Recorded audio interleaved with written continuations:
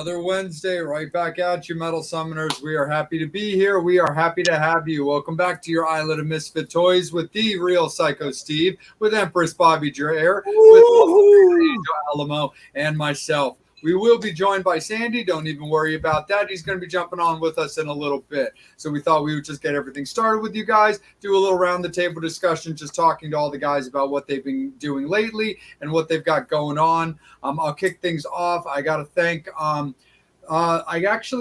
the entire Vampires Everywhere camp for having me out on Sunday. So I went out to where the hell? Oh, yeah, HMAC in Harrisburg, Pennsylvania. I really like that venue. I've been there a few times. But Vampires Everywhere, and all of you longtime Metal Summoners will remember Michael Vampire, from being our first ever Halloween episode guest. But he and his tour manager, Robert, invited me out to do an updated interview with Michael and to shoot the show and to just kind of hang with the camp. So I really got to thank, Michael and Maxine and Robert, especially, for making it happen. And also got to thank Michael, Jerry, Jesse, and Tyler for being just so hospitable. The show was great. As an opening band, I knew they only had like so many songs. So hopefully next time I'll get to see them, really rock out a longer set. But it was fantastic. Played the new single, Tear Me Down, which was great. So again, thank you so much to everybody at the Vampires Everywhere camp for having me out on Sunday night in Harrisburg. It was fantastic.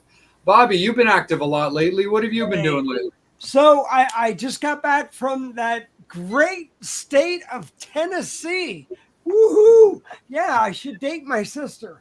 But, I was down there with Mr. Mark Wise Guy Weiss doing Monsters on the Mountain, which was incredible.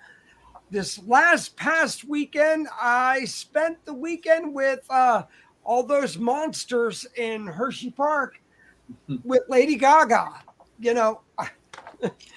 Look, you go from metal to Gaga, and problem with that. I think that's awesome. Yeah. She's fucking amazing. What an artist. But just incredible. I mean, wow. I think about the shit she has done, and right there, Monsters. Hey, whatever. But I'm gonna throw it to you guys. Yeah, totally. Hey, Sandy, how you doing, sir? Good. How are you, man? We're doing great. We're just talking a little bit about what the guys have been going up with. So, Steve, let's kick it over to you. Buongiorno there, Cyndi. Hello. How are you, Steven? I'm very good for my age, sir. How are you? Good, man. Very good. Good to see you again. Thank you. Nice record, Sandy. Thank you very much. You know what? Love that. I go to the subway and they still want a Metro card. Anyway. Hey, forget about that accent. Forget about it. Hey. Exactly. Tell him that you know the Jew for you. He'll take care of you. Okay? There you go. So there's Angel. I see. I'm going to be like Johnny. What's that guy in the 50s? You guys don't remember.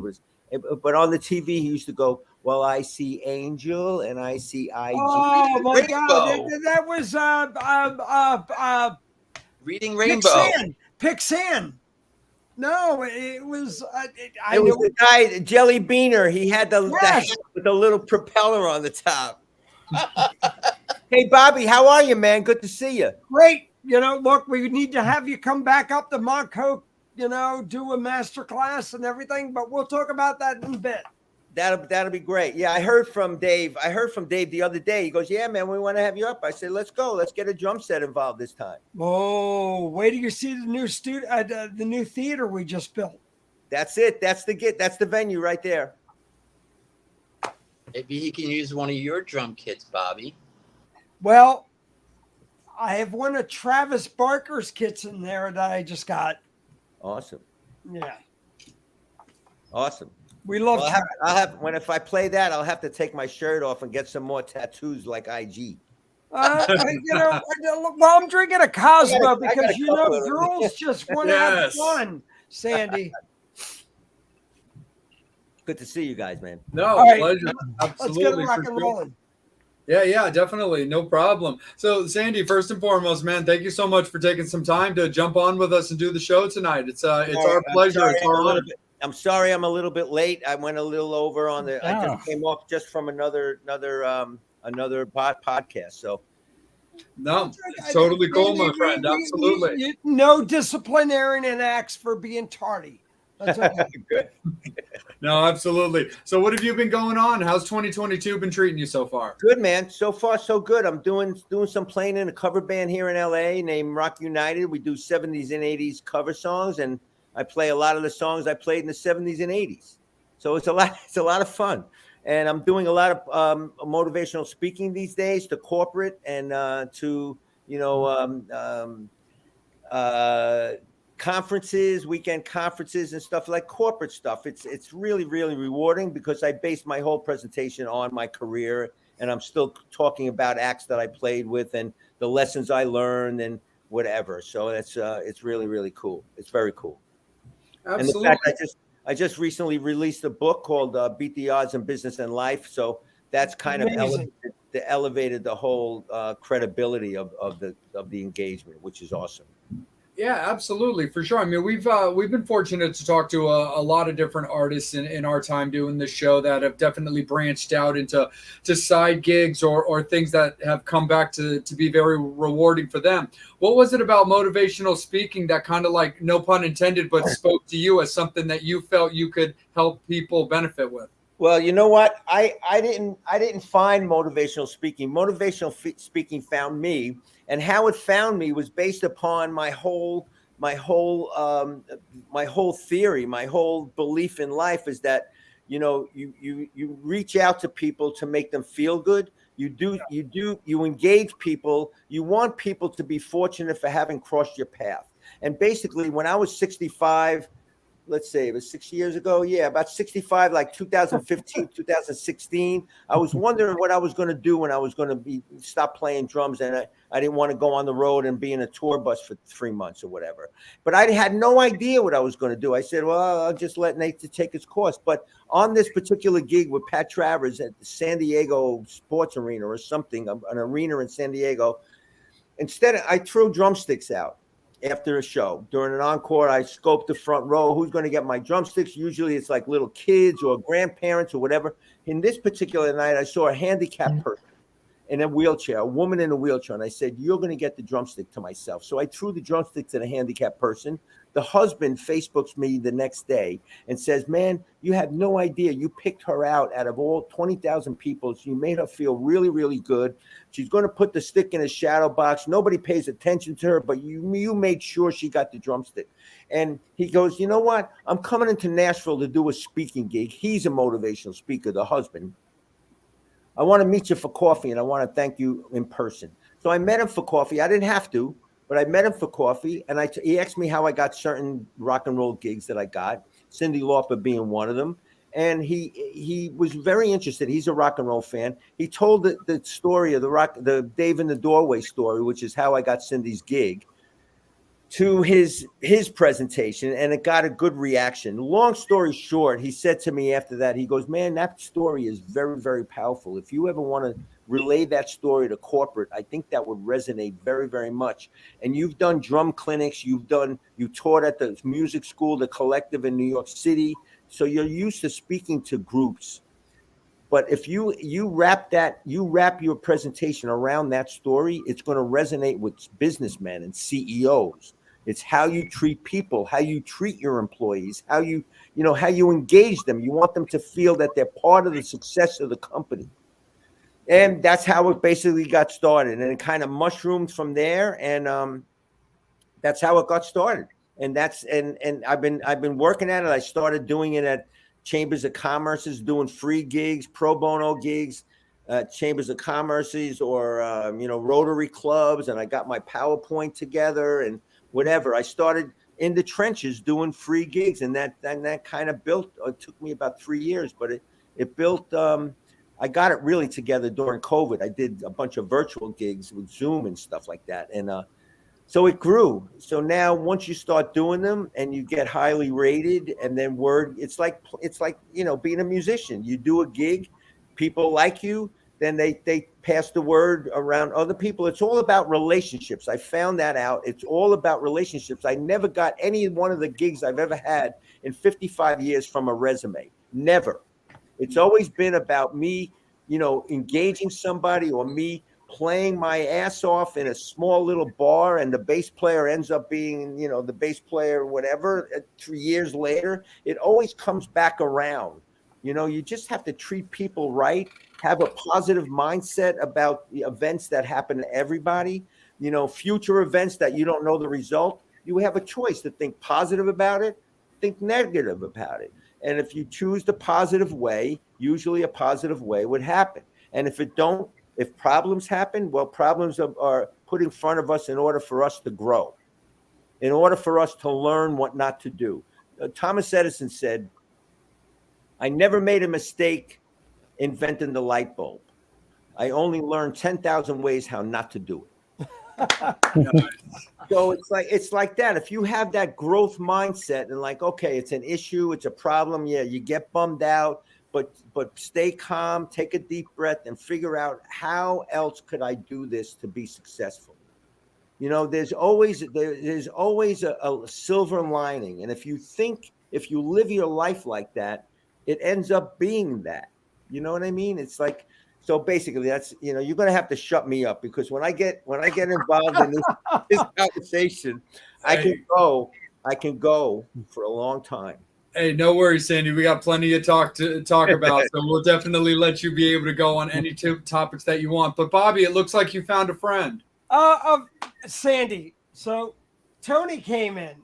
Look, we've been friends through the Rock and Roll Fantasy Camp, through everything Hudson, doing Montgomery County Community College. But Sandy, all your motivation, things you've done at Tennessee, at the university and everything.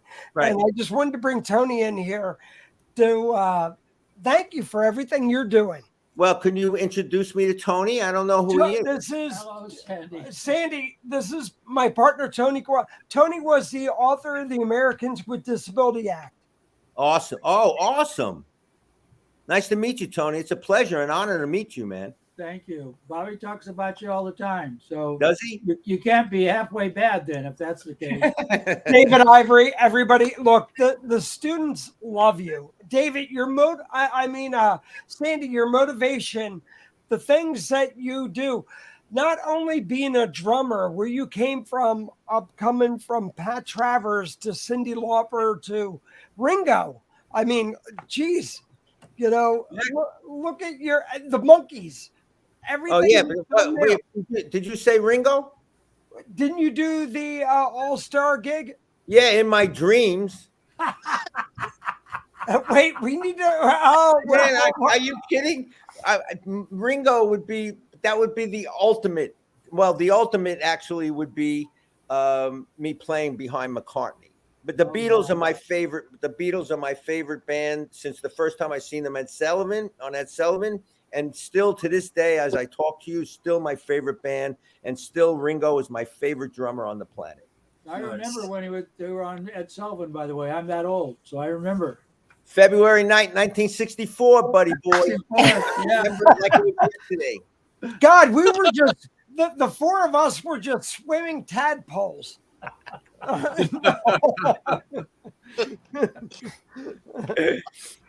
No, absolutely, for sure. So, Sandy, let's bring it back. You talked recently about giving a drumstick to somebody with a disability. I mean, God, you're such a give back person. I mean, what brought that in to the fold? I was asked that question about an hour ago, and I could only attribute it to the way I was brought up and my parents and the conversations around the dinner table when I was 4 and 5 and 6 years old. And my dad telling me to, you treat everybody like you want to be treated if you were in their shoes.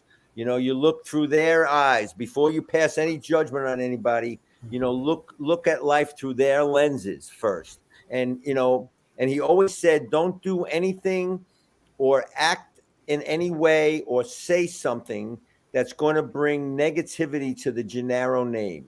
I remember him saying that. I closed my. He's passed. He died when I was 11, but I remember that. And my mother was always a staunch Catholic. I went to Catholic grammar school. I went to Catholic all boys high school in Staten Island, St. Peter's High School for boys. And so I was always, I'm not so much of I'm a Christian more or less now, but I'm not, I don't go to church. I'm not a strict Catholic anymore, but I still have the basic principle of what that's about. So I could attribute to my upbringing and the conversations I heard around the dinner table. And I have two older sisters that I'm still very close with today. My mother and dad. My mother passed when she was 78. My dad died when he was 42. I was 11. But so to answer your question, Bobby, basically it's just basically how I was brought up, and I was always like that. I never would really wore any kind of. I kind of don't like the term being termed a rock star. I don't consider myself better than anybody else. And if I'm talking to the person that's checking my groceries in the supermarket and they ask me for something, I'll give them a hello or, thank you for your service or whatever. If you don't put yourself on any pedestal, no matter if you're president of the United States or you're Slash or you're Travis Barker, you're not any better than anybody else. We're all human beings and we all have a soul inside of us. And that's what makes us all equal. We're all equal. There's nobody's better because of what they do for a living, because what they do for a living is going to end up staying here, and you're going to be pushing up daisies someday. You're going to be in an urn on your fireplace someday, and then what are you left with? You're judged by how you treat other people and how you make people feel. That's how in my belief, and it may be BS, but I go to bed believing every night that the way we're judged after we leave this planet is how we made other people feel. Because that little flame inside of us that I spoke about before that makes us different than a tulip, that's our soul. And we're going to be that little flame is going to be reunited with all the other little flames. And the big bonfire that we call the higher power, the universe, the Lord, God, whatever you want to call it, we're going to be reunited with that power, the creator of the universe someday. But not to get too philosophical. And this is not a negative conversation. This should be uplifting. Well, Sandy, Absolutely. 100% for sure. I was going to say, Sandy, I totally agree with you. I wanted to be a Catholic priest, but that didn't work out. But the point is that your beliefs are right on. So I think that's great. Love you. Well, I thank you for that. I appreciate that very much. And what's your first name again? Tony. Yeah, Tony was the first Portuguese congressman elected. Awesome. And you're Italian, though. He's Italian. Yeah, of course. I'm Italian, through and through. Sicilian.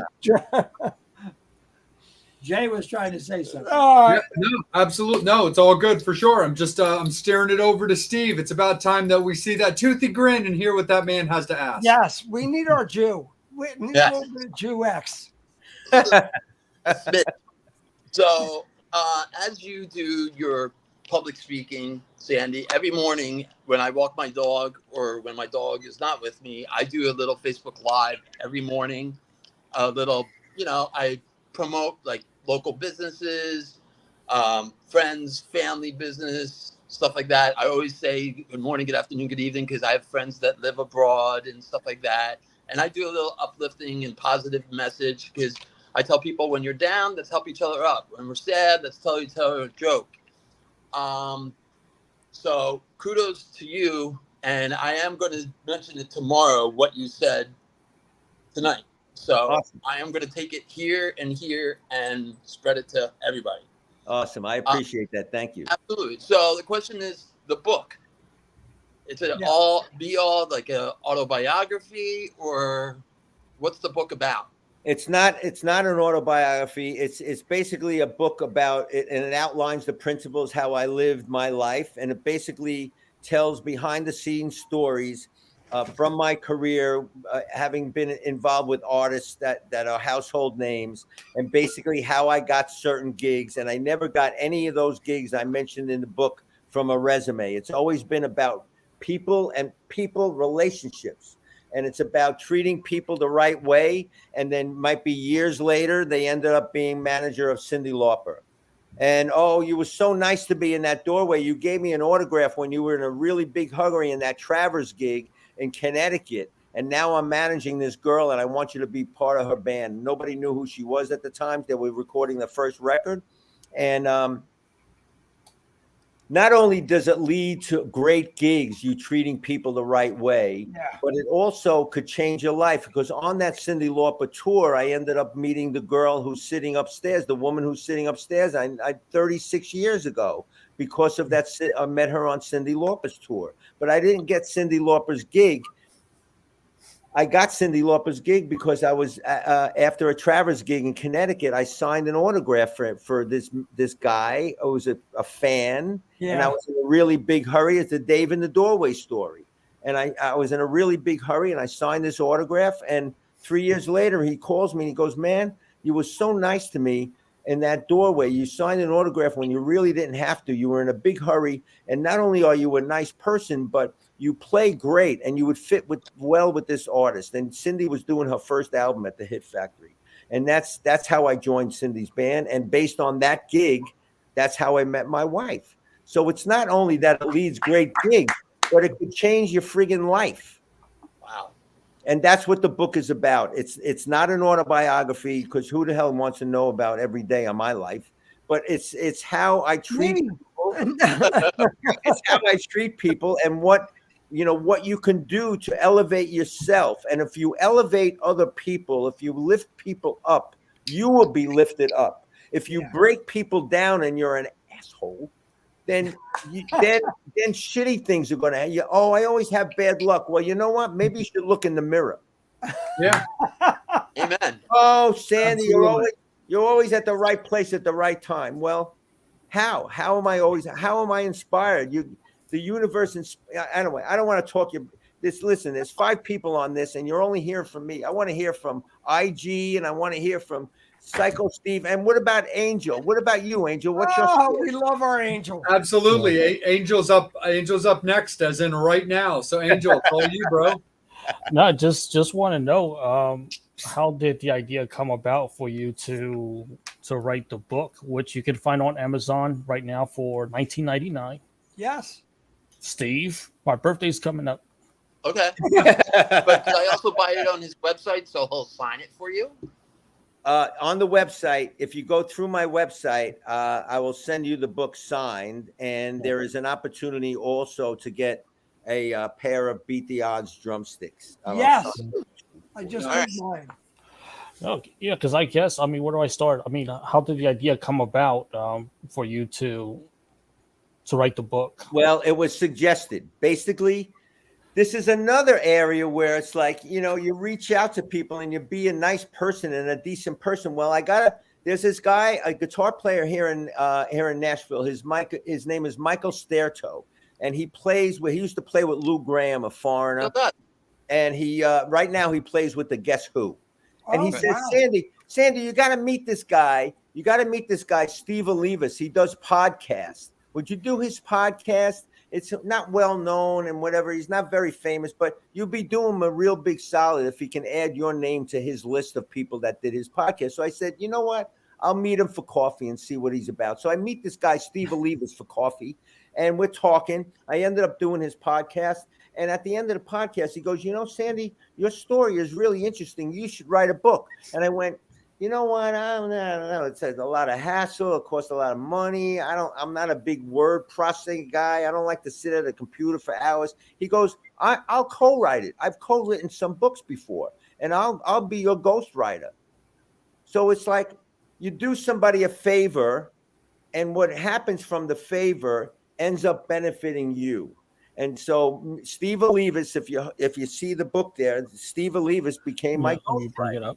And he took care of everything. I went over to his podcast studio and I just talked into the mic for like hours at a time, telling stories, and he would ask me questions, and he put the whole thing together. Basically, it's all my words and all of my stories and stuff, but he did all the word processing and the spell check, and and he got the editor, and he got the layout person, the person to lay out the cover and whatever. So Steve Olivas, I just saw him today because I'm in the process of working with Steve and doing my audio book. I'm actually reading the book. Yeah, so I said, no, Steve, can we farm that out? I don't feel it. I don't want to do it. I'll do it. No, man. Steve, He goes, no, man, you gotta read it, dude.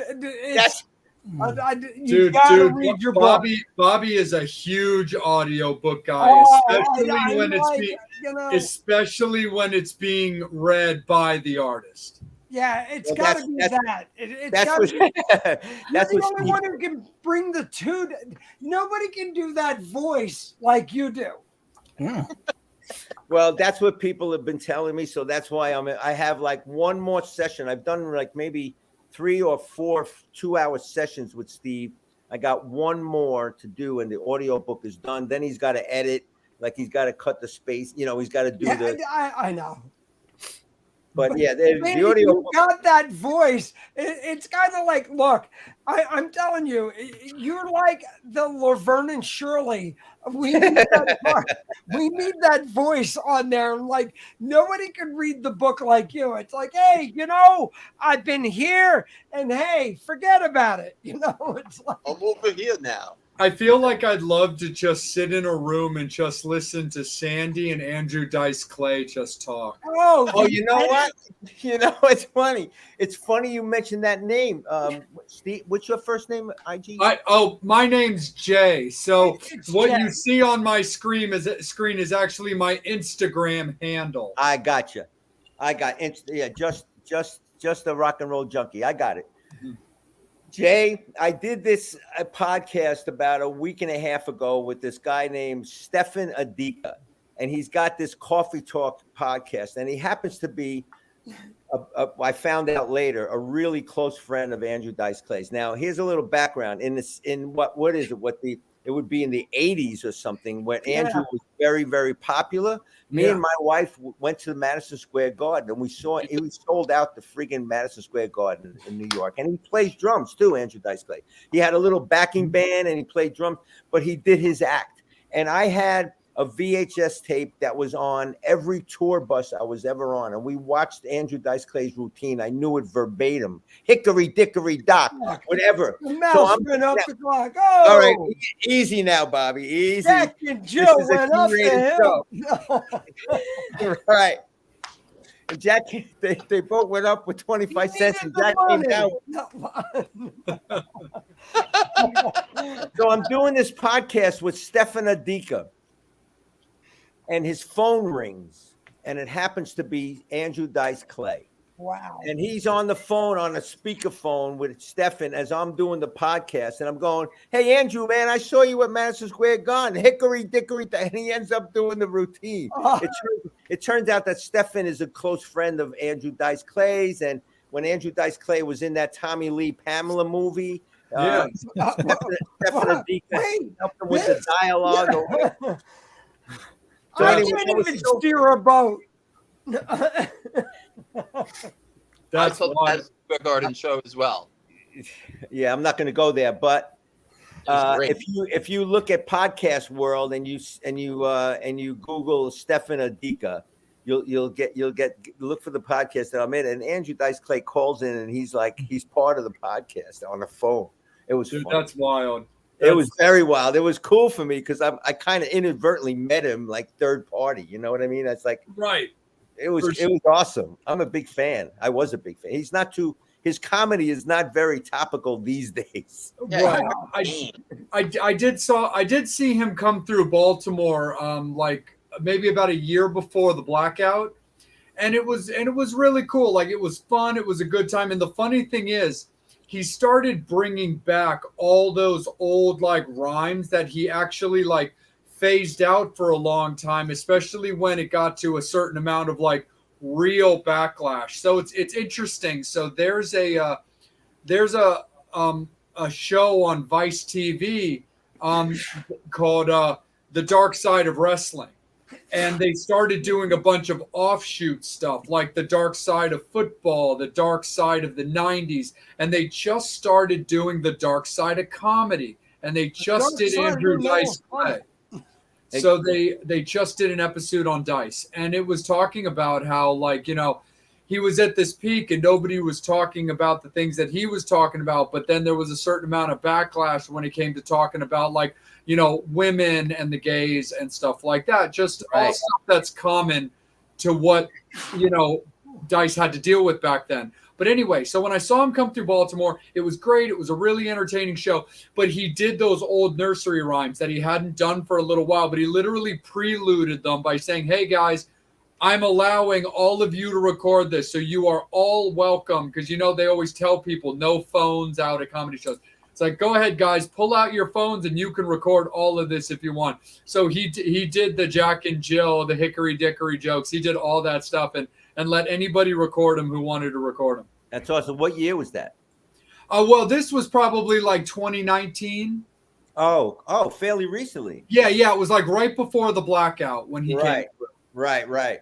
But it was cool. It was really, really interesting. So I think that was cool that he happened to call your mate like during the podcast. That is funny. That's super cool. Turns out that Stefan Adika is sort of like Andrew's like kind of coach, like acting coach. Oh, cool. Yeah, so that's how they know each other. They're very, very good friends. And I told you, he coached Andrew when he did the Tommy Lee thing. Yeah. The Pam movie.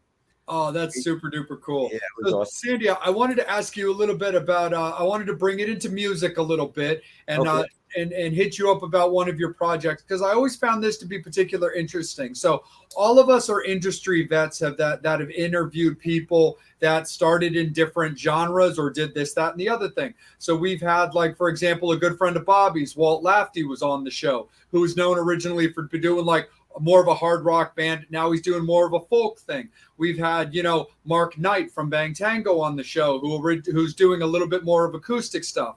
And then you can also think of people like Dave King, for example, who I'm a big fan of, who's the front man for the Celtic rock band Flogging Molly, but was the singer for Fastway, with Fast Eddie Clark and stuff. So you did a band with a guy who's not as much known for being a hard rock singer in Michael Bolton in Blackjack.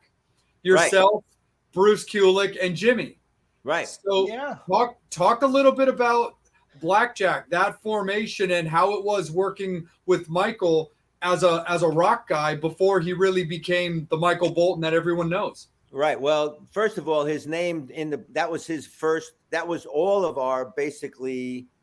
I'm not sure if it was Bruce's first foray into professional recording, but that was my first, and I think Michael's first record deal. We're all equal members of the band. We're all equal partners in the band, but Michael was known as Michael Bolotin, Bolotin. This is before he went solo. I have the record right behind me. Yeah. I have it on the wall there, but nice. That was my first project. So that was like, your first kiss or your first girlfriend. You always remember that one as being really special for that reason, that it was the first. And the cherry on the top of that gig was the fact we did our first record with Tom friggin' Dowd. Nice. Tom Dowd. Google the name. Hall of Fame producer. God. Oh, yeah. I read his name on the back of records when I used to put a record on my turntable and look at the album for the whole, as I was listening to the whole record. And at Criteria Studios in Miami. And so, he produced Layla, he produced Clapton and Lynyrd Skynyrd and John Coltrane and the Drifters, Aretha Franklin, Wilson Pickett, all these people. And here I am, a young kid doing my first record at Criteria Studios in Miami.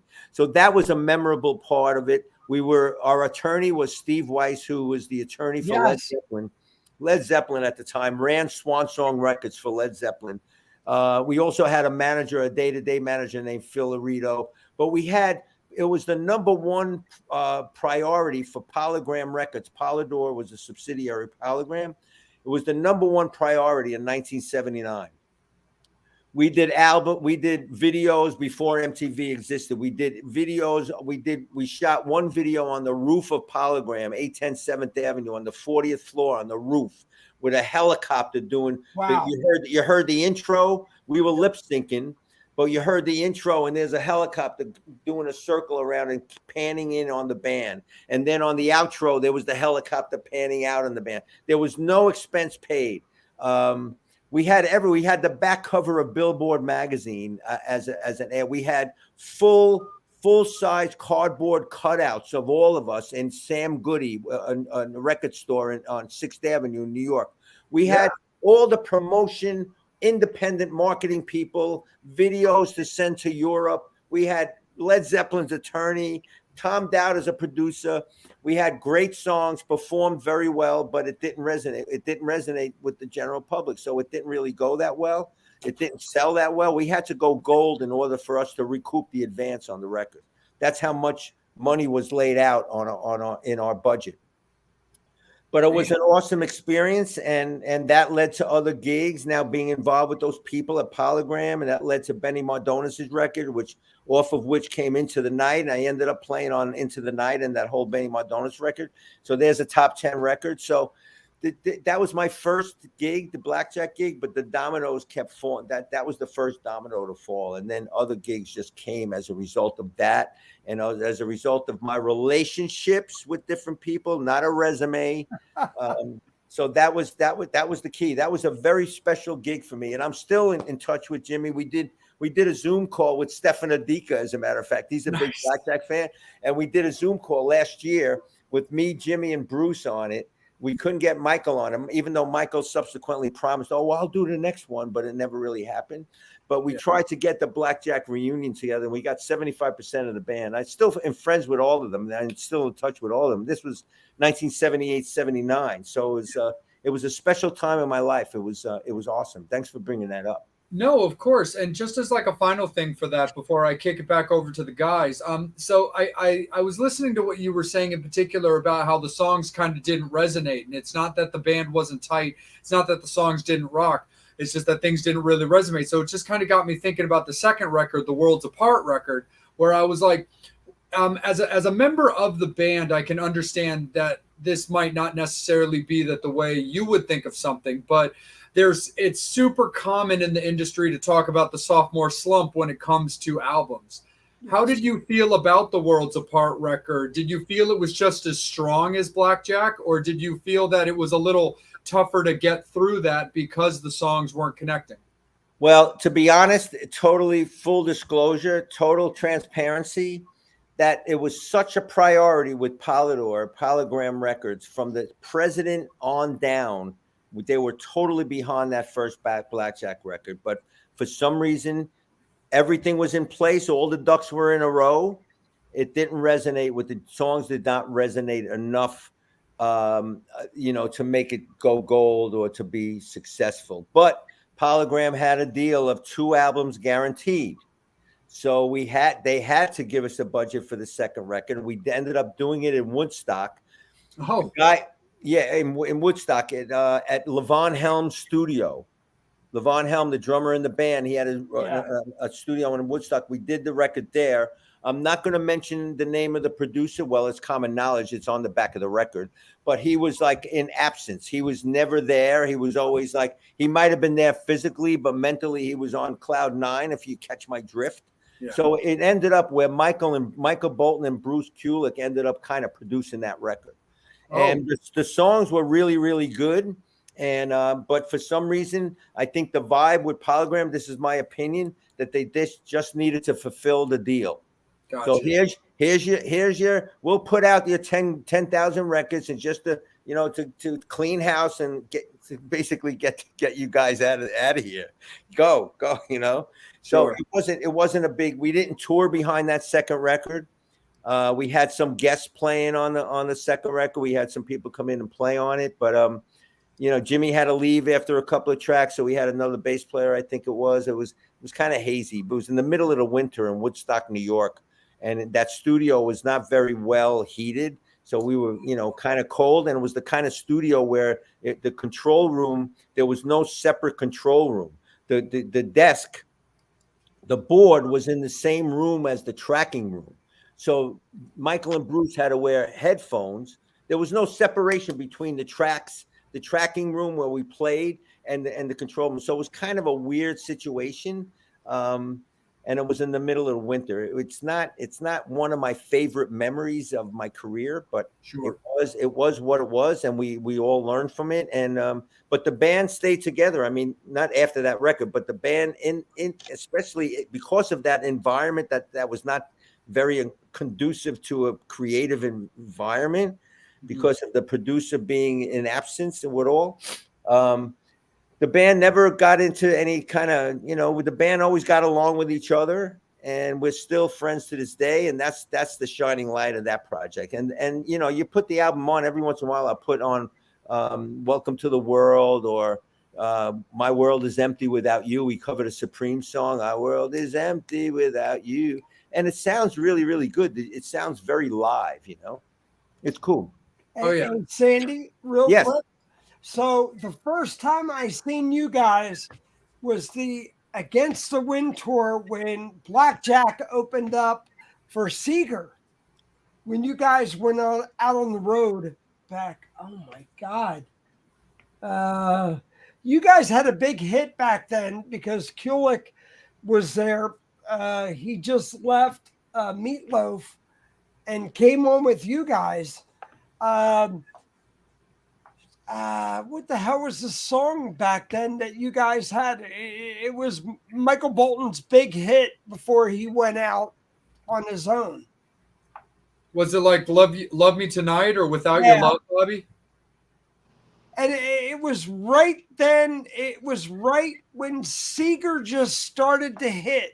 It was like Night Moves, Against the Wind, that period. And Sandy was there, and I'm going, what the hell? Wow. Bobby, I gotta be honest with you. I don't remember being on the road with Blackjack opening for Seeger.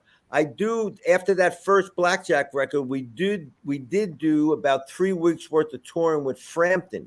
It was the follow up when Frampton had that Frampton Comes Alive album. But he did I'm in You. I'm in You. Yes. The tour in support of I'm in You. That's what Blackjack did. I don't remember I don't even remember being on the same stage as Bob Seger. I don't remember meeting Bob. It could have been a lot of drugs back then, Sandy. It might have been, or it might have been Michael's. It might have been one of Michael's first solo tours. It might have been that, because I knew Michael was a big fan. He used to get compared to Bob Seger. His voice used to be compared to Bob Seger and Rod Stewart. And I knew he was a big Sam Cooke fan too. But Michael is awesome. I'm still in touch with him in the sense where I do these cancer benefits. And when I do a benefit for cancer, I call the artist that I used to work for and say, hey, man, why don't you send me a book or send me an 8x10, send me some swag so we can raffle it off for cancer. And Michael is always there. Michael, Joan, Jett sends me stuff, Cyndi, Lauper, just for I'm still in touch with all the artists I used to work Sandy, for. I'm going to throw it another route. Let's go to the Philly end. How did you connect with Cyndi and the whole thing with the Philly end, with the Hooters, everything there? Let's go that route. Well, Rob Hyman of the Hooters, and I was just, I just sent an email blast to all my buddies with announcing the book, and Dave, and I can't remember his I can't pronounce his last name. David Surskin. He's awesome. I did some fantasy camps with him, and he goes, "Hey man, I got to do a podcast with you for your book and whatever." So the Hooters are just leaving, I think today or tomorrow, leaving for Scandinavia. Well, they're playing around here. They're doing a lot of gigs right around here. They're going on the road, whatever. So, but Rob Hyman and Eric Brazilian was involved in that Cyndi Lauper first record. I think Rob Hyman co-wrote Time After Time with Cyndi. So basically how I got Cyndi Lauper's gig was it's a kind of a long story, and I tell it in the book, but when I was with Travers, the original time I was with the Pat Travers band in 81, I signed an autograph, or I was in a hurry and I signed an autograph for this guy, Dave. He was standing in the doorway. I was the last one in the dressing room, and I signed an autograph for him. 3 years later, he calls me. He goes, "Hey man, when I signed an autograph, he goes, can you get me a gig in New York City, man? I'm a bass player here in Connecticut." And I said, "Well, I can't recommend you unless I hear you play, man." So I said, here's my card. Send me a cassette of your playing and I'll see what I can do. So he was very ecstatic. He goes, you giving me your home number and your home address? I said, no big deal. Just send me a cassette. I'll see what I can do. Sends me a cassette. I sent it to some people in New York City. Never really happened. But 3 years later, he called me. He goes, I'm managing this girl now, man. I want you to be part of her band. You'd be awesome. Your drumming style, your personality. You were so nice to me in that doorway. You didn't have to stop and sign that autograph, but you did, even though you were in a hurry, blah, blah, blah. And I said, man, I can't join a new band. I can't. I'm coming off an arena tour. You want me to join a baby band and share rooms again? It's crazy. And he goes, no, man, I don't want you to miss this opportunity. Come down to the studio with me. So I went down to the Hit Factory, and Cyndi Lauper was doing her first record. And as soon as I walked in the room and saw what Cyndi Lauper looked like, I said, man, people are going to notice this woman, whether they hate her or love her. She's not going to fly under the radar. And then she played me some, like a couple of Girls Just Want to Have Fun, a couple of rough mixes of some of those tracks. And I said, man, this is catchy stuff. So I ended up joining the band.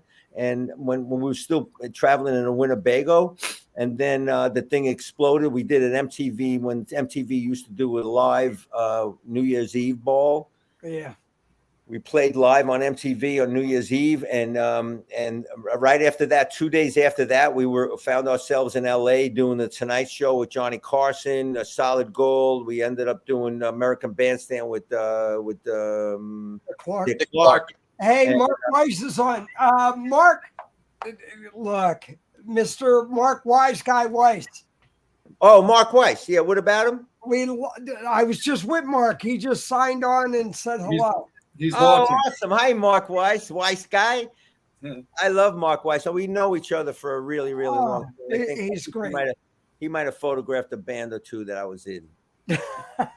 I'll bet he did for sure. So, Sandy, before I bring Steve in, I just want to piggyback off something that Bobby was asking you about the Cyndi gig that I found is kind of interesting, because for the She's So Unusual record, Anton Fig was drumming for that. He did. So do you just happen to know offhand if Anton was only brought in to do session work for the record, but had no interest in like touring? No, so Anton was Anton did a lot of on that record is a lot of drum machine, and Anton came in and doubled the drum machine on some of the tracks. And Anton basically was a session. He was known as a session drummer, and so he wasn't. I don't think he was interested or even asked to be the drummer in the band. I think he just did it as a session, and he was a good friend of Paul Stanley's, and he was in that whole Kiss family world where he did Paul Stanley's solo record when they all put out their solo record with their faces and released the same day and all of that. Right.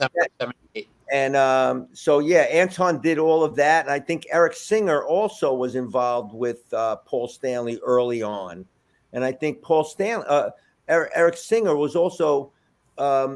That early was involved with Paul, and that's how he ended up being in Kiss today because of his relationship with Paul. But Anton, I don't think Anton was ever asked to be in the band. I mean, Dave Wolf, the manager, wanted me to be the drummer, especially the road drummer in the band. I ended up doing a little recording with Cyndi, but I was there during those tracks and hearing those demos and not demos, but those rough mixes, and I thought the songs were very, very catchy, and I thought that people were going to notice Cyndi, whether they hated her or loved her. She wasn't going to fly on the radar, and that, and I saw the way she spoke with the engineer and whatever, and the producer Rick Chertoff, and it was a very, very. She was very, very knowledgeable about what she wanted. She couldn't always express in musical terms what she wanted or technical recording terms, but she knew what she wanted, and when she heard it, she knew it was it.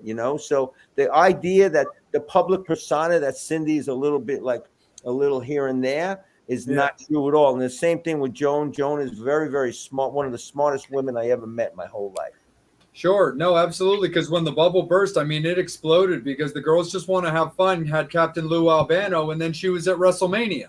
Right. Like, when it popped, man, it definitely popped. Yeah. Steve, it's all you, brother. I saw that WrestleMania, by the way. Nice. And you talked about Dice. It was called The Day That Laughter Died, was the name of the CD when he recorded at Madison Square Garden, by the way. Oh, that's out as a CD. That's Yeah, a DVD. that- Is it yeah. a DVD or a CD? CD, Oh, okay. because I have it on cassette. I'm showing my age now because I went to the second night because he did 3 nights at the Garden. So Wow, I didn't realize that. all right, Wow, so Steve, you're old. yeah, Really? All right, so my question is, so you've played with so many greats. You mentioned the Beatles before, that you would love to do something with McCartney. Is there anybody else on your bucket list that you haven't, that you still can have the opportunity because they haven't taken a dirt nap yet? They haven't what? Did what? They Dirt haven't nap. taken a dirt nap yet. They haven't died yet. Well, I can't. If Ringo ever called me to play drums, I mean, Greg Bissonette does a great job on when Ringo does those all-star band things. But I anything in regard to the Beatles, I would just die to be in the same room. I don't even have to be in the band. Let me come to a rehearsal. Anything like that. There's not really that many. I mean, I would really like to do. I would like to. I never met Dave Grohl. I'd really like to meet Dave Grohl, and I think he's one of the last rock and roll standing. You know what I mean? Based on the music that's on the charts today, there's not really that many rock and rollers that are. Wait, Sandy, let me interrupt you right now. Look, I was just with Mark Weiss. I was just in Gatlinburg. But there is a band out of Nashville that just kicked my butt, and great guys, Cody Parks and the Dirty South from right in your area. Wow. Blew my doors off. And where did you see them playing? Did you see them in Gatlinburg? Gatlinburg, but they're from Nashville.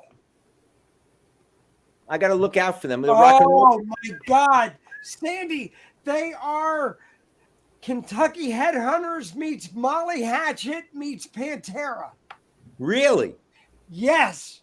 And are there songs, or is it just a lot of? Oh no, it's songs. So, great guys. They do a residency right in Nashville. In what bar? In what club? What venue? I'll text it. They do a thing every once a month called the Dirty Thursday. Oh, would you text that me? Text me Yes, that I information. will. I'd love to see them. Nice. Very, very Great cool. guys. I'm a sucker for a melody backed with some balls. Oh. And tracks. You know what I mean? Oh my God! It's so Gator Country meets.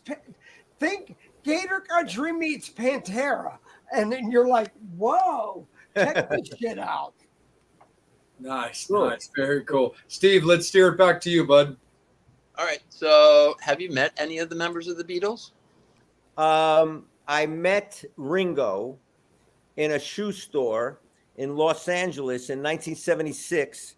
I was driving. I used to play this club, and when I lived in LA, I played this club called the Starwood. It was on Santa Monica Boulevard in La Cienega, and across from the Starwood, I was in the Starwood for some reason or another. In the afternoon, I think it might have been a sound check or something, and I walk out, and I see this Rolls Royce limo in front of this shoe store, and I said, "Man!" So I walk in. The shoe store is totally empty.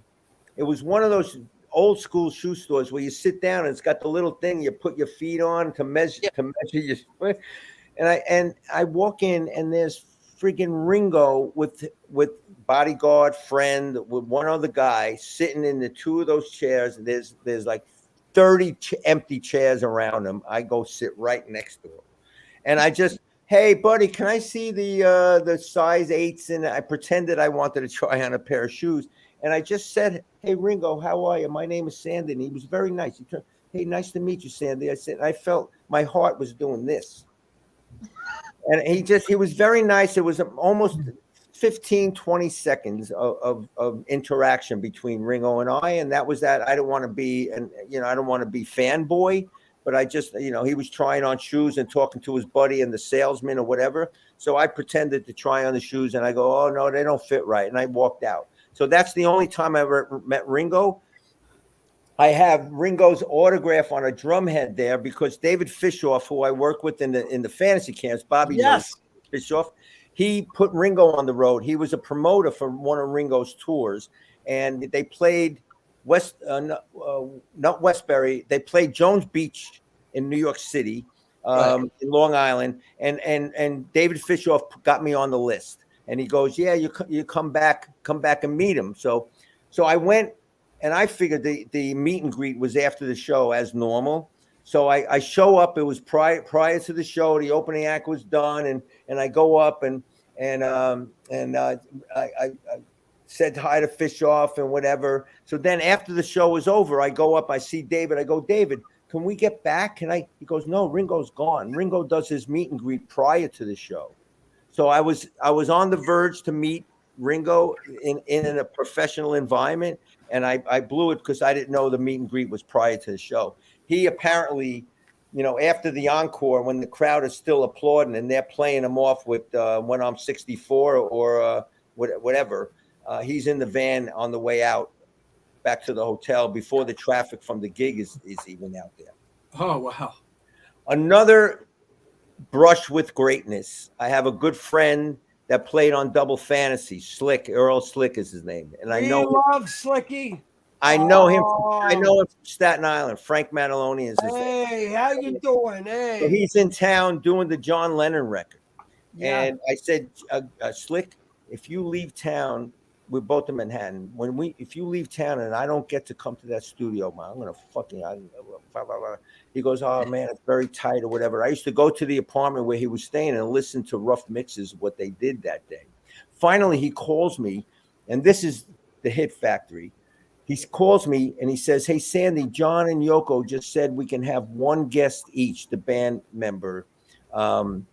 They're going to have a little, listen to some rough mixes. They're going to have a little wine and cheese. Why don't you get your ass down here really fast?" So I hop in the cab, get down in the Hit Factory. I walk into the studio, and there's Slick sitting there in the lobby, and he's got a long face. I go, "What's the matter?" He goes, "Sandy, I'm so sorry.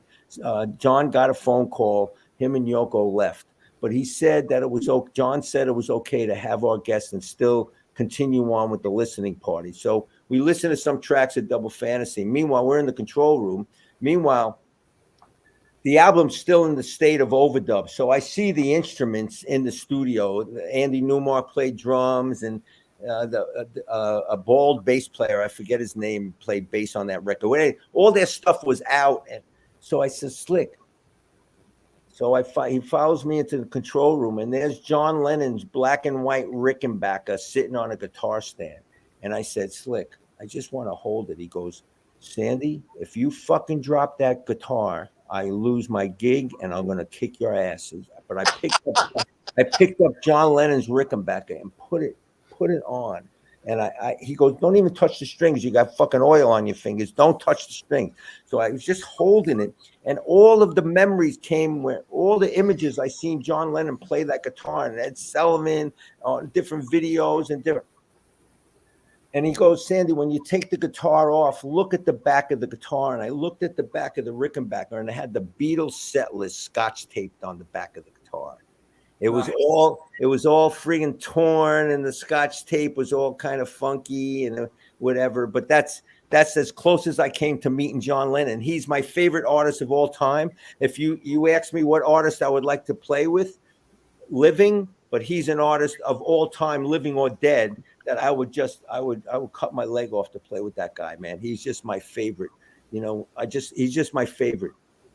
That's awesome, man. That's super duper cool. But let's get Angel involved a little bit. He's been really, really patient. How we doing, Angel? How you doing, brother? And do we have anything from the Metal Summoners? Yes, we definitely got some pretty cool storytelling questions. Let me get to Brian's question.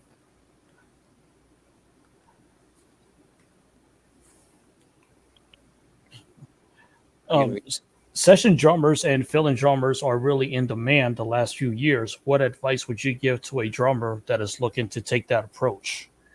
What advice would I give to drummers looking to be a drummer in the studio?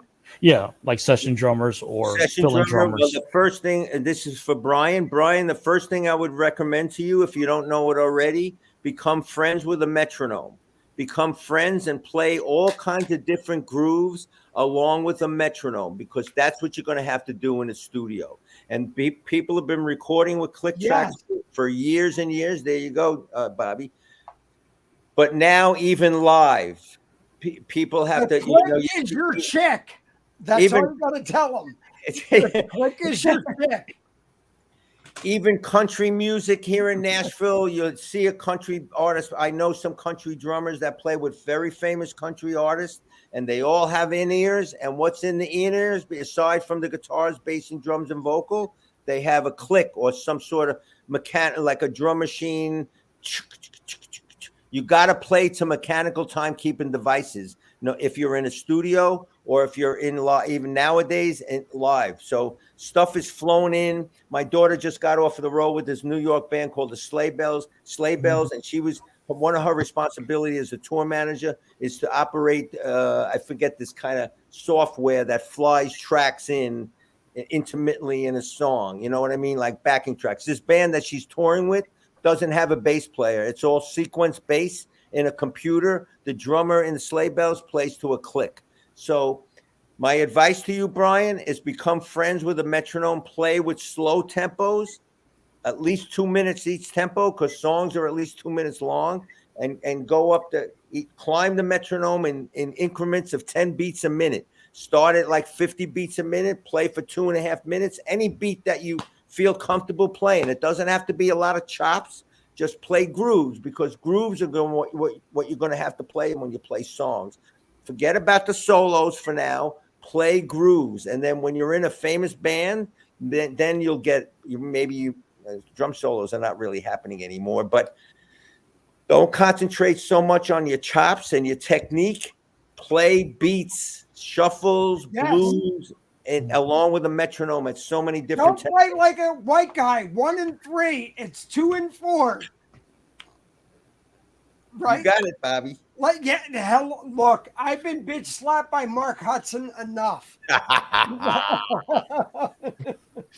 So what else you got, Angel? Because past my cookies and milk are upstairs now. No, it's 9:02 upstairs now. And I got Cody calling in a couple minutes. You got to hang on.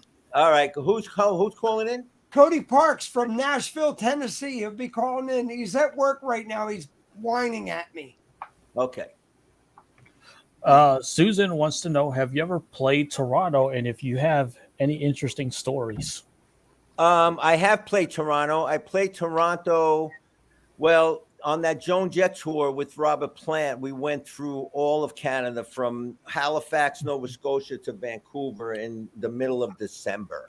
So I remember that tour very well. I hardly left my hotel room. It was, as the Italians would say, it was fa freddo.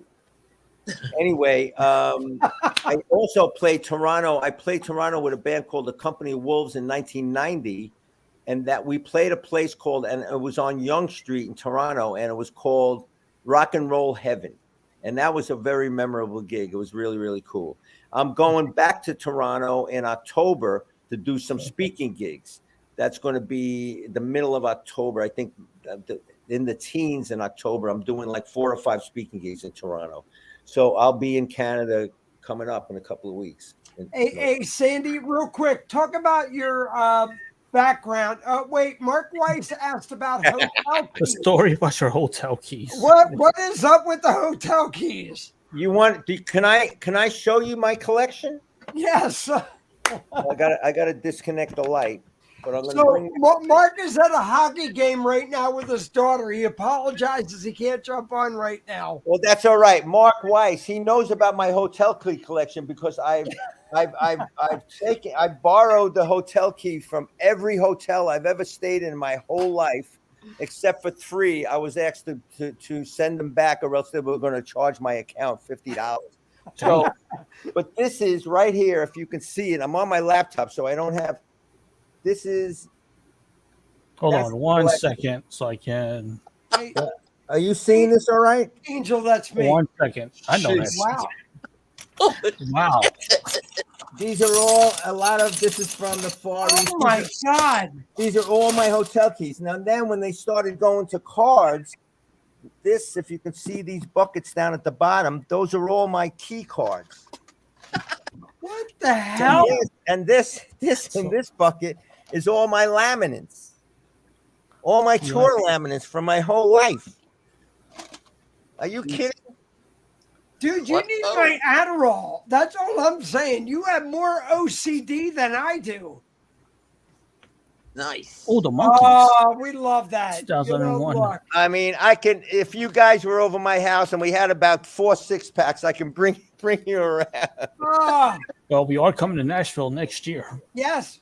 Rockin' Pod will be back down in Nashville. Oh, that's awesome, man. We'll come over. You guys got to come over. We're gonna hold you to that we one. are so there doing this Sandygennaro, road trip. That'll be true. Sandy, That'll be great, so man. I gotta ask you right now. What's that? So the guy who cuts my hair, Mr. Buddy Blanche, his brother-in-law is Mickey Dolenz. Wow. Yeah. So let's go into a little bit of the Monkey's End right now. Okay. Talk about that. I mean, look, we talked about Pat. We talked about everybody. The Monkeys. Oh, my God. How the hell did you wind up at a Monkeys fucking gig? There's my drum head. Nice. Wow. And this is a poster. This is a poster from the tour. That's Steven Tyler. Yeah, it's Steven. Rock and Roll Fantasy Camp.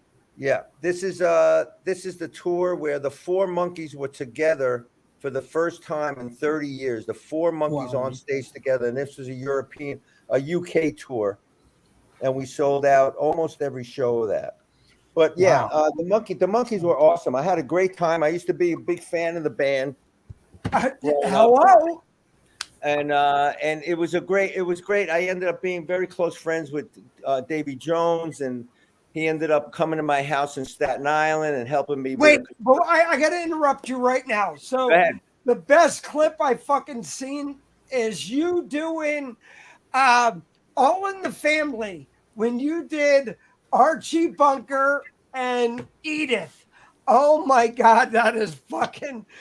Well, you know what? You know why I posted that the other day was because the Edith Bunker, the keyboard player in the Monkees played the part of Edith Bunker, and he passed away the other day. So yeah, so I posted that little clip as a little remembrance of Dave Alexander. So, but yeah, me and Dave did that little skit in the back of a tour bus one night after about 5 or 6 beers, where all of us were on an overnight or whatever. And Dave, he lost it. He loved it.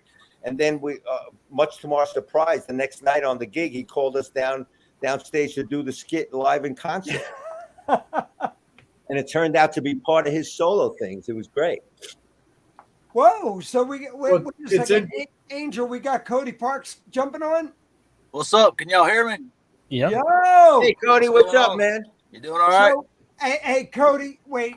So I just told Sandygennaro, you guys kicked my ass at Monsters on the Mountain, and I'm looking forward to doing a lot with you and everybody here in the Metal Summit is. But I told Sandy, I'm like, look, these guys are like fucking Pantera meets Molly Hatchet, and I'm like going, and Cody kicks ass. Thank you so much for the kind Hey, Cody, words. tell me, listen, you live in Nashville? I do. And so do I. I live in Bellevue, in the Bellevue area, Oh, like yeah. a little west of town. Tell me what Bobby was telling me about a residency you have at a venue here. Yeah, we play once a month. This thing called Filthy Friday. We do it at Live Oak. It's on Demumbrian by the roundabout. Ah, I know exactly. Oh, Live Oak. Oh, Awesome. yeah. I used to. Were you ever part of the rock and roll residency at the Dan McGinnis on the corner there? Yeah, I used to go to it every week right when I moved here. That was an awesome show, and it just, I really love going, and even when it turned into Tailgate, but I wish, those, it kind of dissolved after it went over to Mercy Lounge. But, it still happened for a little while after it went over to Mercy. Yeah. That's when I first moved to Nashville, because I was on a Kiss cruise with playing with Pat Travers, and the guys in the residency were in front of the stage because they were Travers fans. They were involved in a band called the Big Rock Show. Oh yeah, and they played on the ship, and we went to see them because it was just another band to see on the ship. and they mentioned on stage that they were from Nashville, and me and my wife were in the audience, and we had just moved there. It was around 2015, and so we got together with them, and they invited me to the residency at Dan McGuinness, and that's how I got ingratiated with all these Nashville guys, because that was a great scene they had there for a little while. I used to always.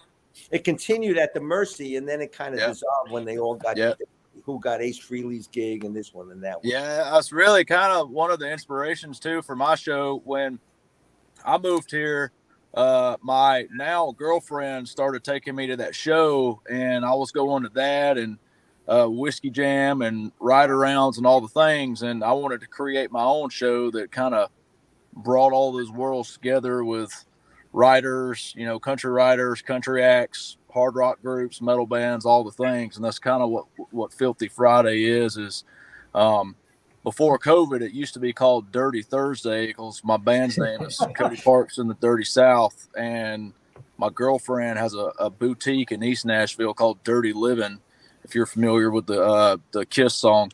And she would set up a pop-up shop at Dirty Thursday, and it was kind of like a whole thing. But now we do it on Friday, and we call it Filthy Friday, and it's got ride around, it's got country groups, metal groups, all the things in one. That's awesome. Do you know a guitar? Do you know a guitar player named Ricky Dover Jr.? Mm-hmm. Yeah. Do you know he plays in my cover band, Rock United? Do you know a guitar player named Phil Schaus? Absolutely. Yeah, I know all those guys. Phil, Jeremy, Ryan Cook, everybody. Oh, that's awesome, man. I got to come down and see you guys. Yeah. I'm telling you, the Metal Summit is like we are like monkeypox for everybody. Hey, Mark Weiss is saying knock knock. Who's got that, Angel? You got the question?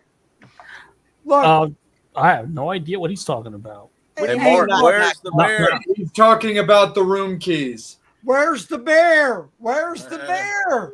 I think Mark is referencing the room keys by Knock Knock. Oh, okay. Hey, Sandy, I gotta say, if it wasn't for Mark, I wouldn't have met these guys. And look, if it wasn't for David Fishhoff and Hudson and everything, I wouldn't have met you. And look, to put you guys together, dude, we got to get this shit going.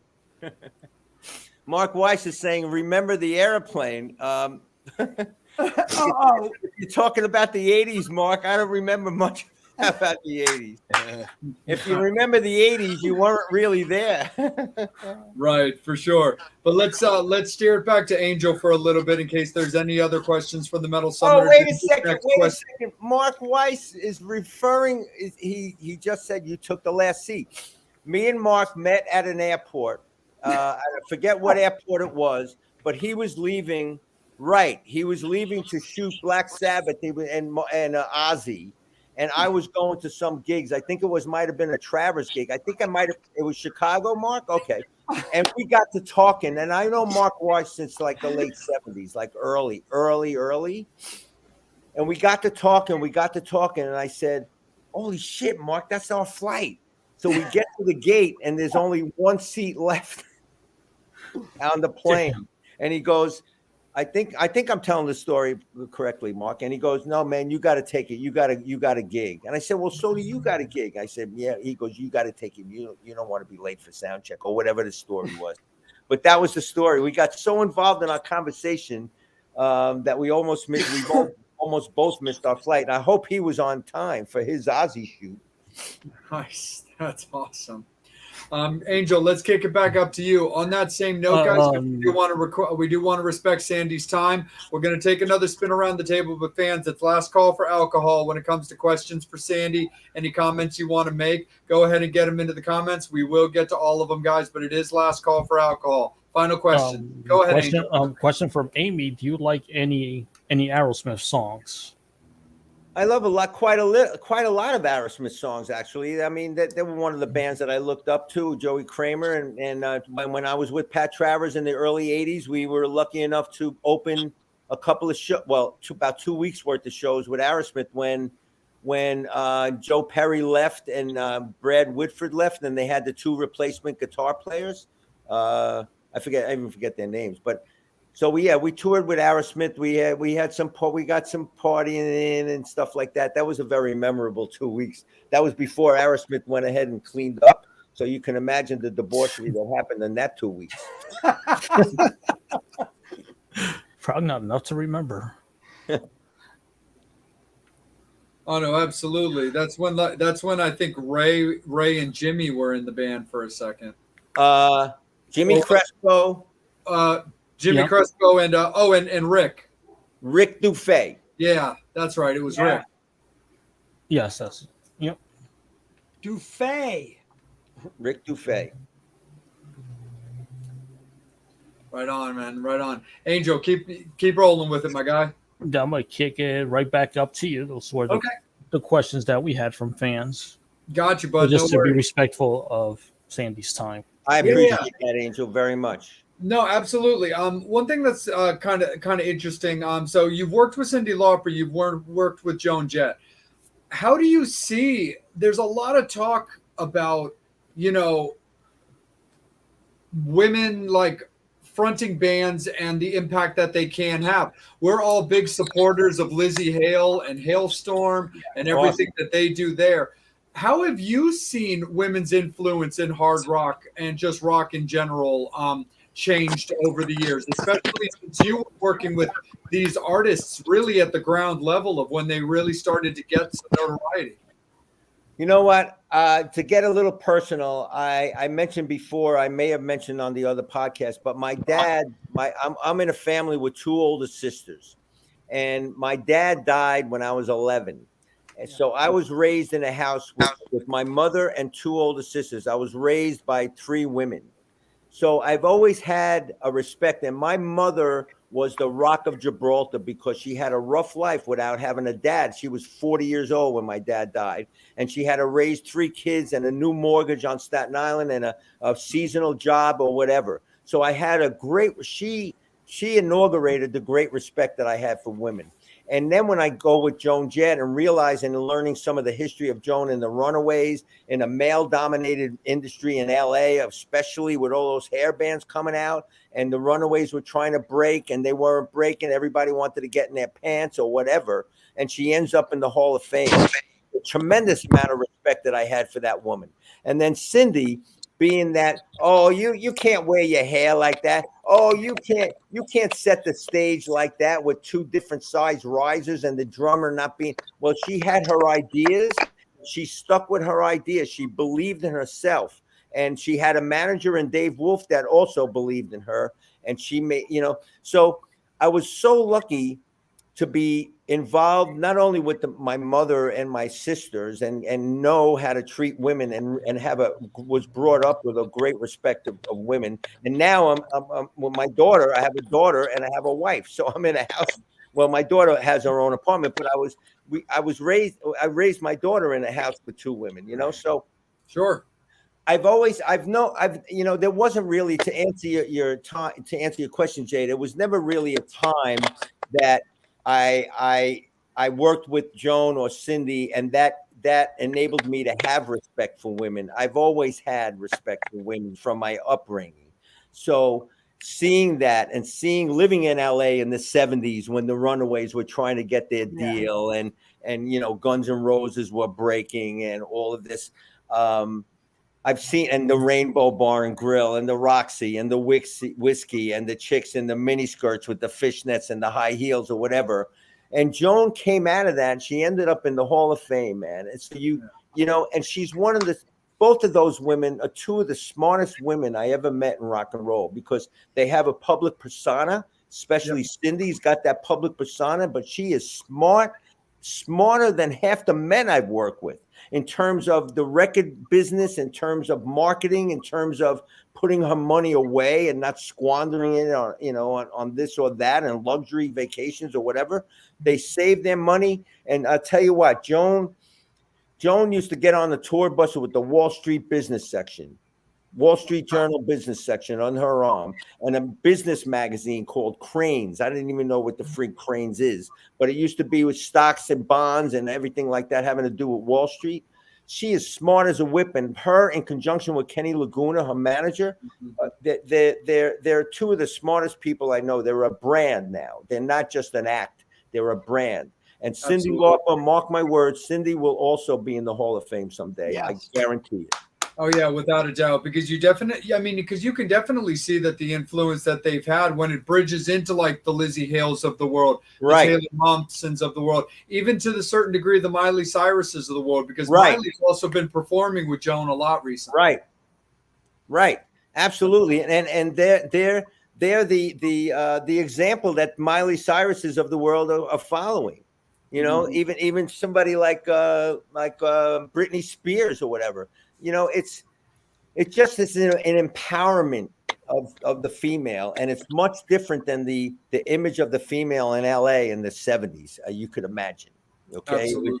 You know, so it's you know, the whole groupie thing, that's not really, that's not, you know, that's a thing that was in the 70s and 80s. That's not really a thing anymore, and it's kind of frowned upon for men to use women in that way. It's not cool anymore.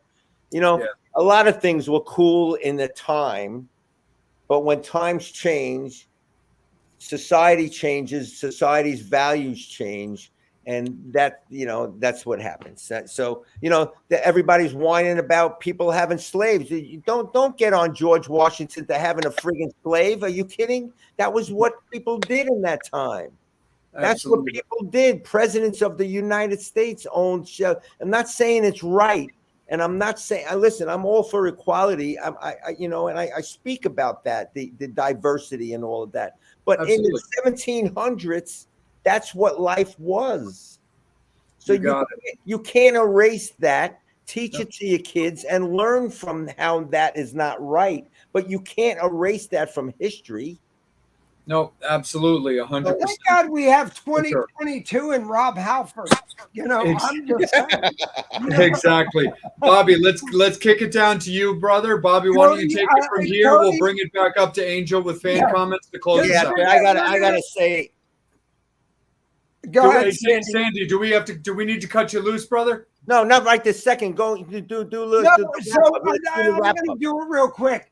Yeah, look, totally. I got to give a big thank you to Mr. Mark Weiss, Mr. Wise Guy, because if it wasn't for the shit I've been doing, meeting Cody Parks and Sandy, Mr. fucking the other wise guy, Mark Hudson, I would have not have done rock and roll fantasy camps, everything else. Sandy, look, there's a lot of things, but I really wanted to introduce you to, because when I met Cody, I'm going, wait a second, you need to meet Sandygennaro. Oh yeah, I'm glad we did. We need to get lunch or something since we're both in the same city. Cody. Brother, hey, listen, Cody, if you wouldn't mind, if you can remember this, my email is Sandy with a Y at sandygennaro.com. Email me and maybe we'll have a coffee, or at the very least, shoot me a reminder of the Dirty Fridays or the Filthy Thursdays or whatever you call it. I'd love to come down or whatever. I'd love to come down and check it out, man. Seriously, I'm telling you that there were a lot of bands at Monsters on the Mountain. These guys came in, kicked my ass across the room, and I kept going, motherfucker, this is and I hooked them up. Wait, so I have Mr. Walt Lafty, who would love to bring you guys up here. I have David Ivory, who wants to bring you guys up here. Cody, Nick Perry wants to talk to you guys. We're going to get a big Northeastern thing, and it's going to be sponsored by the Metal Summit, you know, because we love you. Thank you so much. That's great, Cody. No, you guys have, Sandy, I'm telling you, wait till you see these guys. They are that guy that you go, shit, I haven't heard this in a long time. Okay. Absolutely. I look forward to checking it out. Absolutely. Angel, let's kick it up to you, buddy. Why don't you clear the board? You're on mute, buddy. Hey, listen, I got to tell you something. This guy just, Pat Gasparini, just sent in a question. and I had the extreme honor of playing a gig at the Third and Lindsley here in Nashville. Wow, great place. Patrick James Band. Patrick Gasparini's the writer, and I did the rhythm section was me and John Reagan, who used to play with Ace Frehley and whoever. And it was a fantastic band. Pat, thank you for reaching out. I'm so glad you saw this, and I hope all is well with you up in the New York area. I look forward to sharing a stage with you again, Pat. Thanks for writing in. That's awesome. Absolutely, for sure. Angel, take it away, bud.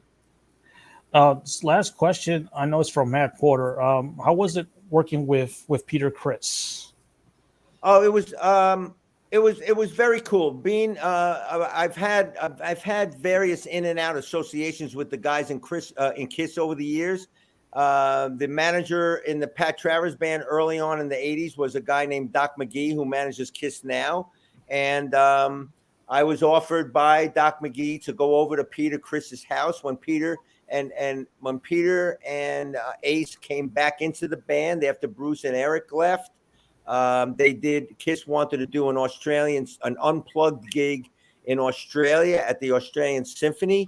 And the long story short is Paul Stanley wanted to use some songs that weren't played in Kiss, but they were demoed up with Eric Singer playing the drums on. So Doc McGee called me and said, I'm going to send you these demos, and I want you to walk Peter through the drum parts of these demos of songs that Paul wants to play at the Australian Symphony.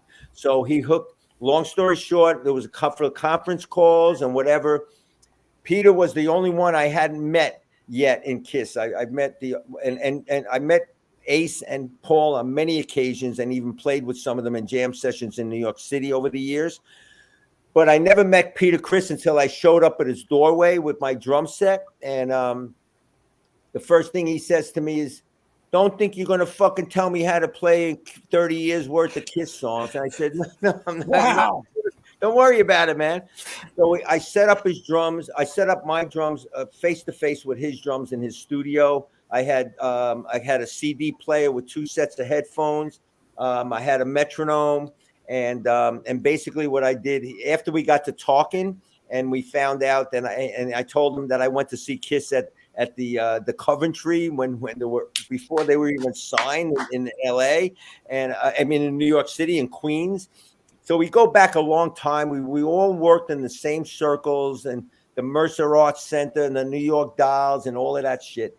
And so we became kind of friends. We're both Italian. And so I went over to his house maybe about 3 times a week for about 3 weeks, going through these demos. And I would put the demo on in his headphones in mine, and I would play along, and I would play simplified parts to what Eric was playing, Eric Singer on the demos. And Peter got with the program, and he was very cool, very adaptable, and played very, very well. Anyway, long story short, he calls me about 3 a.m. when they had done the symphony. And he called me. He goes, "Oh, Sandy, thank you for your help. I love it. Great, blah, blah, blah." He goes, "Now Doc McGee is telling me I have to get together with you before every Kiss score, because for the first time in a long time, according to Gene Simmons, Peter Criss came to rehearsal for those Australian gigs all warmed up, and because he had played a couple of weeks with me prior, where normally rumor has it, according to Gene, after the last Kiss show on a tour, he doesn't pick up the sticks until the rehearsals for the next tour. It could be months later. So he shows up at rehearsal as any drummer would if he hasn't played, a little rusty. So, but he was very, very cool. And Modern Drummer ended up asking me to do, as part of a fantasy camp thing, Bobby, Billy Amendola asked me to interview Peter Criss for a Modern Drummer interview or whatever. And we're still friends. We don't see each other a lot, ever. But yeah, that was my adventure with Peter Criss. It was awesome getting to know the guy as a guy, and not as a fan, Kiss fan or whatever. It was really nice. Look, we're all I don't care how old you are. We'll always be all Kiss fans. I mean, that's true. Yes, that's true. Absolutely, 100%. Absolutely. Yeah. Angel, do you have a final question from yourself, my guy? I just want to be respectful of the time. Just close it out for the sake, Wow. or so Sandy can enjoy his evening. Don't want to take up more. Hey, not a problem at all, man. Sandy, Cody, thank you thank so you much again, for taking brother. some time out of your evening. Thanks to for rock having me, with us, guys. man. You're welcome on this show anytime. Anytime you have something to promote or anytime you just want to say what's up, just give us a buzz. I appreciate that very much, Jay. And thanks, Sandy, Angel. love Thank you, to Cody, death. for coming on. I appreciate it. I look forward to seeing you. Absolutely. Bobby, it's always a pleasure seeing you, and I hope to see you up at Midstate.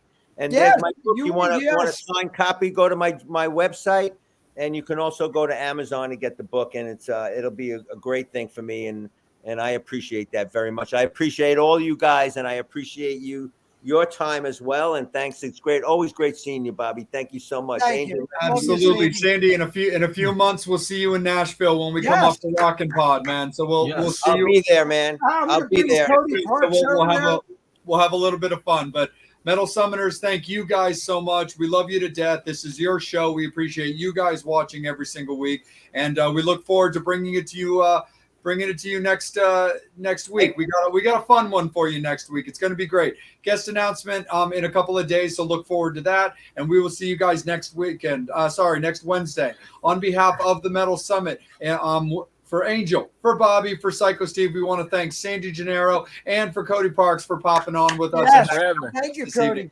Again, Thank Metal you Summit, very much, thank you guys. so much. Enjoy your weekend. Be good to each other. Keep listening to music because it's back out. Get out there, support the guys that are out live again. We got them back 2 years of nothing, and we got them back. Take care, everybody. We love you guys. We'll see you next week. Thank you very As much, always, guys. you Be come well. on The Metal Summit. Good night. Yes. Bye-bye.